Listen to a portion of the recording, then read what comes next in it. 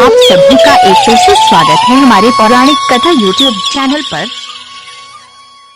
वट सावित्री व्रत कथा। मध्य प्रदेश में अश्वपति नाम के धर्मात्मा राजा राज्य करते थे। उनकी संतान नहीं थी। राजा ने संतान हेतु यज्ञ करवाया। कुछ समय बाद उन्हें एक कन्या की प्राप्ति हुई। उसका नाम उन्होंने सावित्री रखा।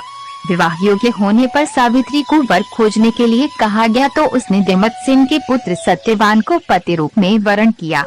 यह बात जब नारद जी को मालूम हुई तो वे राजा अश्वपति से बोले कि सत्यवान अल्पायु हैं। 1 वर्ष बाद ही उनकी मृत्यु हो जाएगी। नारद जी की बात सुनकर उन्होंने पुत्री को समझाया, पर सावित्री सत्यवान को ही पति रूप में पाने के लिए अडिग रही। सावित्री के दृढ़ रहने पर आखिर राजा अश्वपति ने सावित्री और सत्यवान का विवाह कर दिया। सावित्री सास ससुर और पति की सेवा में लगी रही। नारद जी ने मृत्यु का जो दिन बताया था, उस दिन सावित्री भी सत्यवान के साथ वन को चली गई। वन में सत्यवान ज्यों ही पेड़ पर चढ़ने लगा, उसके सिर में असहनीय पीड़ा होने लगी।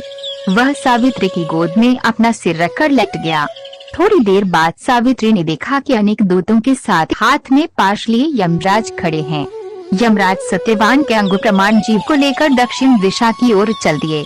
सावित्री को आते देख यमराज ने कहा, हे पतिपरायणे, जहाँ तक मनुष्य साथ दे सकता है, तुमने अपने पति का साथ दे दिया, अब तुम लौट जाओ। सावित्री ने कहा, जहाँ तक मेरे पति जाएंगे वहाँ तक मुझे जाना चाहिए, यही सनातन सत्य है। यमराज ने सावित्री की धर्मपरायण वाणी सुनकर वर मांगने को कहा।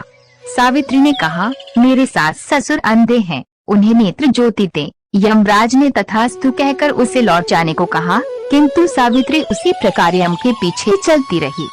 यमराज ने उससे पुनः वर मांगने को कहा। सावित्री ने वर मांगा, मेरे ससुर का खोया हुआ राज्य उन्हें वापस मिल जाए। यमराज ने तथास्तु कहकर उसे लौट जाने को कहा, परंतु सावित्री अडिग रही। सावित्री की पति भक्ति व निष्ठा देखकर यमराज पिघल गए। उन्होंने एक और वर मांगने के लिए कहा। तब सावित्री ने वर मांगा, मैं सत्यवान के पुत्रों की माँ बनना चाहती हूँ, कृपा कर आप मुझे ये वरदान दे। सावित्री की पति भक्ति से प्रसन्न हो इस अंतिम वरदान को देते हुए यमराज ने सत्यवान को पाश से मुक्त कर दिया और अदृश्य हो गए। सावित्री अब उसी वट वृक्ष के पास आई। वट वृक्ष के नीचे पड़े सत्यवान के मृत शरीर में जीव का संचार हुआ और वे उठकर बैठ गया। सत्यवान के माता पिता की आंखें ठीक हो गईं और खोया हुआ राज्य वापस मिल गया।